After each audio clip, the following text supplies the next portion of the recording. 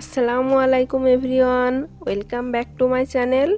আশা করছি আপনাদের সবার ঈদ পরিবার পরিজন সহ অনেক আনন্দে এবং নিরাপদে কেটেছে। ঈদ স্পেশাল আজকের পর্বে আপনাদের রান্না করে দেখাবো বিফ কালা ভুনা।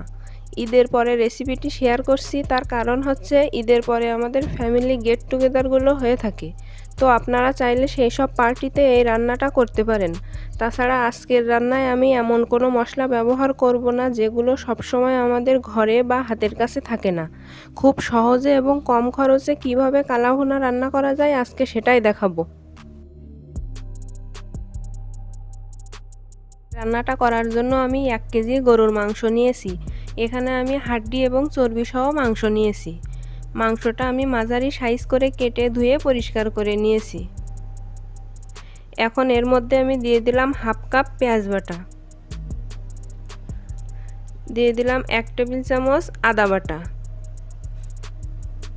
আর দিয়ে দিচ্ছি 2 টেবিল চামচ রসুন বাটা, 1 টেবিল চামচ জিরা বাটা দিয়ে দিলাম। এবার কিছু গুঁড়া মশলা অ্যাড করব। দিয়ে দিব 1 টেবিল চামচ ধনিয়া গুঁড়া, দিয়ে দিলাম 1 টেবিল চামচ লাল মরিচের গুঁড়া, তবে ঝালটা আপনাদের পছন্দ মতো দিবেন, আর দিয়ে দিলাম স্বাদমতো কিছুটা লবণ। এখন এর মধ্যে দিয়ে দিলাম 1 চা চামচ চিনি। এবার দিয়ে দিব 2 টেবিল চামচ সরিষার তেল। 2টা তেজপাতা মাঝখান থেকে কেটে দিয়ে দিলাম। দিয়ে দিচ্ছি 4টা এলাচ, এলাচের মুখটা একটু ফাটিয়ে দিয়েছি। 4 টুকরা দারচিনি দিয়ে দিব। গোলমরিচ দিয়ে দিলাম 10 থেকে 12টা। সবশেষে দিয়ে দিচ্ছি 5 থেকে 6টা লবঙ্গ।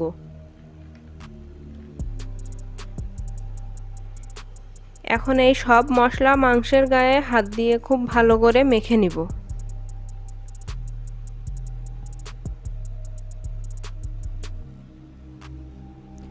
আর এটা ম্যারিনেট করে খুব বেশি সময় রাখার প্রয়োজন নেই।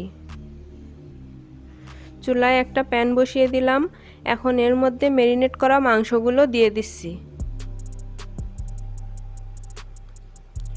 এখন সামান্য একটু নেড়ে চেড়ে ঢাকনা দিয়ে ঢেকে এটাকে রান্না করব প্রায় 45 মিনিটের মতো।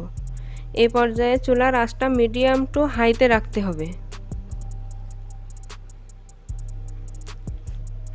এই সময়টাতে মাঝে মাঝে একটু নেড়ে দিতে হবে যাতে নিচ থেকে পোড়া লেগে না যায়। যেহেতু প্রথম পর্যায়ে খুব বেশি তেল দেইনি, তাই পোড়া লাগার সম্ভাবনা একটু বেশি থাকবে, সুতরাং আপনারা প্রায়ই একটু খেয়াল রাখবেন। আবারও ঢাকনা দিয়ে ঢেকে 5 মিনিটের জন্য রান্না করব।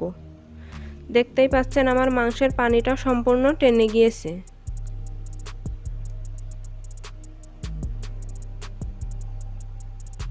এ পর্যায়ে আমি 2 কাপ ফুটন্ত গরম পানি দিয়ে দিলাম।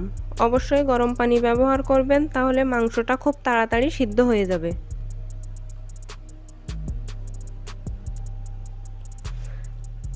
একটু নেড়ে চেড়ে আবারও ঢাকনা দিয়ে রান্না করব মাংসটা সিদ্ধ হওয়া পর্যন্ত। এখন ঢাকনাটাকে খুলে নিচ্ছি, আর আমার মাংসটাও সিদ্ধ হয়ে গেছে।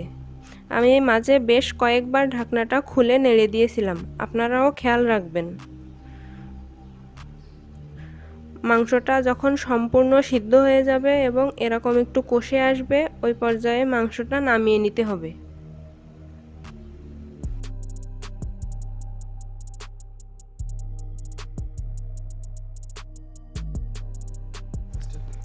আমি চুলায় আবারও একটি কড়াই বসিয়ে এর মধ্যে 1 কাপ সরিষার তেল দিয়ে দিলাম। আপনারা চাইলে রান্নার রেগুলার সয়াবিন তেল দিয়েও এটা করতে পারেন।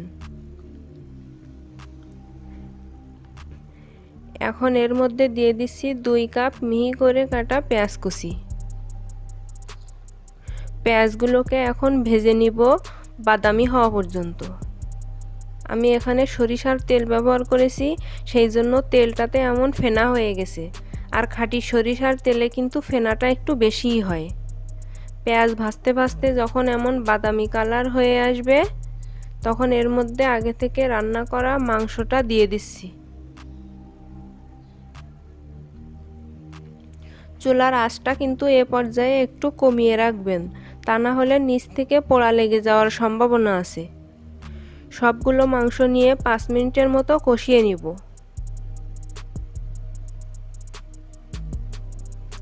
এখন এর মধ্যে দিয়ে দিলাম 5টি ভাজা শুকনা মরিচ। আপনারা চাইলে তেল পেঁয়াজের সাথেও ভেজে নিতে পারেন। আমার আগে থেকে ভাজা ছিল তাই আমি এ পর্যায়ে ব্যবহার করেছি। চুলার আঁচটা কিন্তু লো বা মিডিয়ামে থাকবে এ পর্যায়ে।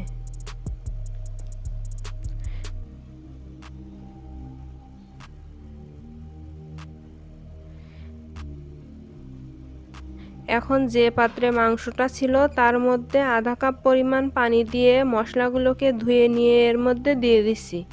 এই আধা কাপ পানিটা দেওয়া কিন্তু খুবই জরুরি, তা না হলে দেখা যাবে মাংসটা উপর থেকে কালচে হয়ে গেছে এবং ভিতরটা কিন্তু ভালো মতো রান্না হবে না এবং ভিতরে সেই সুন্দর তেলতেলে কালো রঙটা হবে না। এই পানিটা দেওয়ার পর চুলা মিডিয়াম আঁচে রেখে অনবরত নেড়ে চেড়ে এই মাংসটাকে রান্না করতে হবে। এই রান্নাটা কষানো পর্যায়ে হবে, ভাজা ভাজা কিন্তু হবে না। মানে কষে যখন পানসে ঝোলটা শুকিয়ে আসবে এবং তেলটা উপরে ভেসে উঠবে তখন বুঝতে হবে এটা হয়ে গেছে।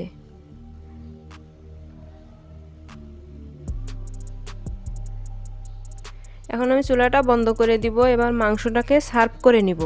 যখন এটা ঠান্ডা হয়ে তাপমাত্রাটা একটু কমে আসবে তখন দেখবেন এই রকম সুন্দর কালচে রং হয়ে গেল মজাদার গরুর মাংসের কালা ভুনা। আমি চেষ্টা করেছি আপনাদের সাথে সহজভাবে রেসিপিটি শেয়ার করার জন্য। আশা করি আপনাদের কাছে সহজ লেগেছে। আজকের রেসিপিটি যদি ভালো লাগে অবশ্যই একটি লাইক দিবেন। কোনো প্রশ্ন থাকলে কমেন্ট করবেন আর চ্যানেলটি সাবস্ক্রাইব করা না থাকলে প্লিজ সাবস্ক্রাইব করবেন। আবারও চলে আসব নতুন কোনো রেসিপি নিয়ে। সে পর্যন্ত সবাই ভালো থাকবেন, সুস্থ থাকবেন। আল্লাহ হাফেজ।